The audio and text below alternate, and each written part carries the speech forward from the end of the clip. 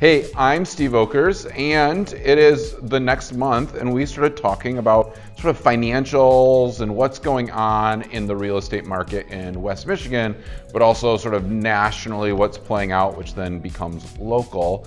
So every month Kev and I are just recording this video, and so this might be a long one, I don't know, because it's just really rambling and the stuff I find in my head.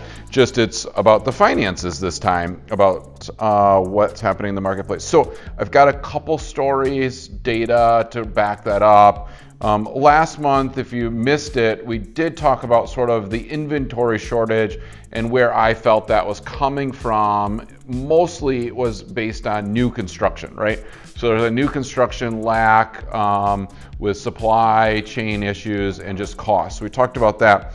But this month's sort of overview or conversation that is being talked about consistently is interest rates. Interest rates became the new topic or the new conversation over the last 30 days for our buyers and for our sellers that become buyers, you name it. So we're going to talk a little bit about the last interest rate sort of spike, which was similar to this spike, what came after the fact, and then where we could take some of that history knowledge and try to apply it to sort of current market situation or what to look forward to over the next 3 to 6 months based on this new interest rate hike, similar to what happened in end of 18, beginning of 19. So it's kind of fun data. Yup, I do nerd out on this. Thank you for participating with me. It gives me a chance just to really spend some quality time and create some talking points that we work with our clients on throughout the month going forward. So I've got a whole bunch of data here, some of which I made up and figured out with the Googles and just recording and interest rates. The other, Kev throws together this really awesome packet, which we'll lock and load and throw up on our website, and we can email it to you as well if you want to. Just drop your email below or give me a thumbs up that you want the data. We'll make sure that it gets to you. But let's get into it. So I want to talk interest rates. Interest rates are the biggest subject matter right now in our industry and are going to be over the coming couple months for sure into the end of this coming year. They're equaling two big situations for us, right? Number one is lenders are really starting to struggle to hit their volume and their units, right? So they're increasing interest rates based on inflation, right? The government is. So we've got an inflation issue, so they're trying to tamper down the inflation issue by increasing interest rates. But it's also just causing a really big affordability conversation in West Michigan here, where our wages are not increasing anywhere close to what interest rates plus inflation are equaling. So we're really going to start seeing a tightening down of the market situation with our buyers specifically in the affordability conversation. So we had that just yesterday where a client was prepared to write $30,000 above asking, quite a bit for a home, and then come to find out after we sent the person back to the lender to get requalified with the new interest rate, there was two issues. One is the interest rate took the affordability down by $30,000. So let's say she was going to make an offer for $300,000, had approval for $300,000 just a month ago. Now she's only approved for $270,000. And then also the amount down that she was going to put down is gone up as well. So it's a number of situations which are really then all of a sudden making buyers start to pause and say, can I even afford to buy right now? And what is out there? And how long do I wait? And can I wait it out? All of those kind of questions. So we've got that interest rate spike, which is creating an affordability issue. Also, I was speaking with a lender at a closing a couple weeks ago, and they mentioned that their organization had already forecasted 30% to 40% less loans out of their company this year compared to last year. But that was with thought process that we would have a 4.5% interest rate by the end of this year, not a 5% interest rate already going into the spring market and an inventory shortage issue that we're having. So they're now recirculating and thinking that they might be off by almost 50% of loans, right? So you think of all the mortgage professionals out there and think that they might be 50% less units than they were last year, which last year was their height. Like they're locking people at 2.25, 2.5. Like everybody got a mortgage last year, right? But 50%. So it'll be a really interesting play out as we go along. So I just pulled up the graph, which is the 30-year fixed mortgage rate average in the United States, right? This data is readily available, obviously, and the 30-year fixed right now is just over 5% or just below it, right around that range. The last time we hit that was November of 2018, folks. So November of 2018, if you see here, the graph came up and we hit that. What happened for anybody that was in the business in November of 2018, we've had a lot of real estate agents get in since November of 2018, but any of us oldies that have been around for, only 4 years, still remember that time. It slowed down incredibly, right? So the buyers all got a little bit excited. They weren't sure if they could afford. We had that affordability conversation. And it's interesting, one of the graphs that Kevin pulled out that I have here goes back that far, and it shows, try to pull it up here. Let's see, 2018, it showed we hit like a really big low in inventory that year at that same time point. So what happened, so 2019 and 2018, for a 6-month period after that 5% growth, the listings to sales just went down significantly, and our inventory went up. So we were down to 1.7, 1.5 months of inventory. All of a sudden for that stretch, we were back up to 2.2, 2.3 in February, March, April of that time period. So if you use history as an example, we could potentially say that going forward, we could see some listings that don't sell and inventory go up.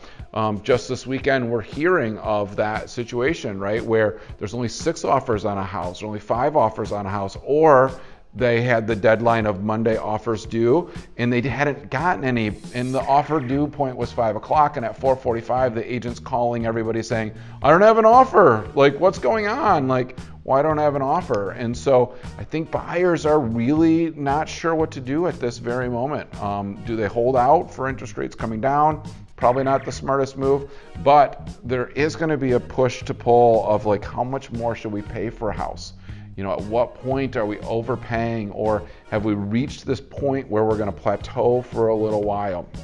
So my just 2 cents in it that I've told everybody is, I think once we have an interest rate spike like we're seeing, and I've been saying that for the last 6 months or last year, once we get to this 5-6% interest rates, we will hopefully settle down into a period where we can get inventory to come back up and settle into a 8 to 10% growth instead of what last year, Kev, I think you showed it was like 15% growth last year, right? And 15% just, again, is that an affordability issue, right? If you increase prices by 15% over the last 3 years, you increase interest rates, and then everything freaking costs way too much money. Like, everything is expensive all of a sudden, right? You've got gas as your primary, but you name the thing, you're paying more for it, right? I saw a Facebook post from a real estate agent yesterday.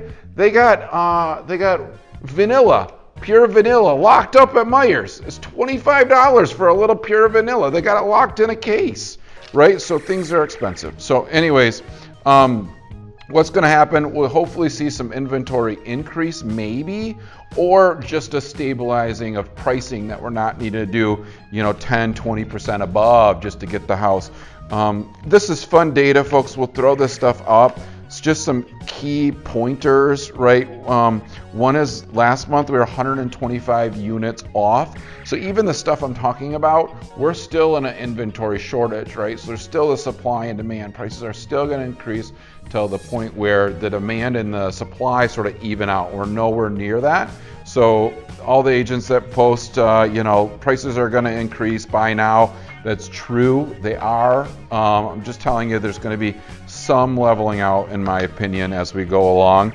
But yeah, we're off 17% in average units so far this year compared to the 5-year trend. So 17% off. We're 270 less sales so far this year. That's a big number to be at the beginning of the year that much off.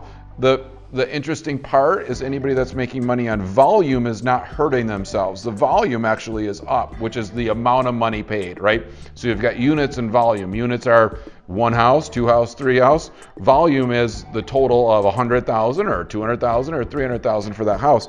So even though we sold 270 less homes compared to last year, the money is made up by how much we had to overpay or pay for those houses, whatever those values are, right? So that's just fascinating to me on how that trend works. We're also, another trend that we consistently are asked by our buyers is how much more do I need to pay over the list price, right? Okay, it's listed for 300,000. Can I write 310? Well, right now, the average price in February was 100.4%. So basically add 4% onto any list price, and that's traditionally what you're going to be paying. We got up to 1.6 in the height of last year this same time. So you're trending in the same way where we're going to go up. And I always say that it's interesting how we go up that much, but then usually we level off, right? So this is spring market hits. We're going to go up by 15%, but some reason we probably were up 20-25% last spring, and then we ended up at 15. Same thing, it sort of pulls back. This is, that month supply of homes for sale was definitely up during that 19 period that I was talking when interest rates were climbing. So much good stuff here, Kev. New listings. We did have an influx of listings last month, right? Kev, we were at 700, 600, which is normal, but then we went up to 1,119 listings in March, which is a pretty good increase. But even though that's an increase, if I do that line across for all the other March months, it's still 100 units off. So it feels like all of a sudden, wow, there's things coming, but it's not enough. So to wrap this up, buyers' ability to buy is getting tighter with interest rates and just that house costing more. They're starting to get a little frustrated, and so I think we might see a point over the next 30 to 90 days where some buyers are just going to re-sign their leases, that they know what they can get. Hopefully then they're going to save a little bit. They're going to hope that the interest rates simmer down or settle in, and that maybe there's a deal to be found later on. I don't think there'll be a deal to follow. I think it's going to continue to increase. Hopefully we just level off. The other thing is just we've helped a number of buyers this month look outside of the area they really were looking for originally, right? So let's just say they wanted the city house for $250 to $300. They were outbid by 20 other people. We started looking in other regions with them, and they found some really nice houses at good values, right? So we put 2 together in Zealand in the last couple of weeks, right? Nice houses. Yes, they had to pay over for those houses still, but bigger houses, and they're like, hey, it's not a bad drive coming in and out. It's right off the highway. So let's try that for a period of time, and then a couple of years from now, then we can move to the next house.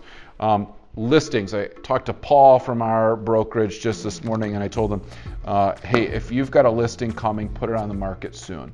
I think getting it on the market over the next 30 days is going to be a benefit for you sellers. You're going to make more money because all the real estate agents in the world, or most of them, aren't doing this stuff, right? They don't know where the market is. They don't remember 2018. They can hardly remember last month, which is true for me most of the time until Kevin gives me the data. So they don't understand. So we're going to see agents continuously bumping prices, but their buyers are going to start saying, I can't afford, and with less buyers, less push of those escalation clauses going straight up through the moon, right? So if you are a seller and you're like, oh, should I sell now or should I wait 2 months from now or a month from now, I would tell you, get it on the market while the market's still all churny and excited. And before, if we get an interest rate again, get up to 6% in a month and a half, that's going to completely blow up what we've got right now and calm things down. So if you want the most money, Try to get it out there here in the next couple weeks. I think you're going to be a benefit selling sooner rather than holding on to it to hope that you make a bunch more money as the spring market hits. That's a lot, Kev. That's a lot. That's a lot. Okay, we'll end it. Thank you. I'm Steve Volkers. This was like 20 minutes or something probably, right, Ariel? Yeah. 15. Woo! This is a new record, Kev.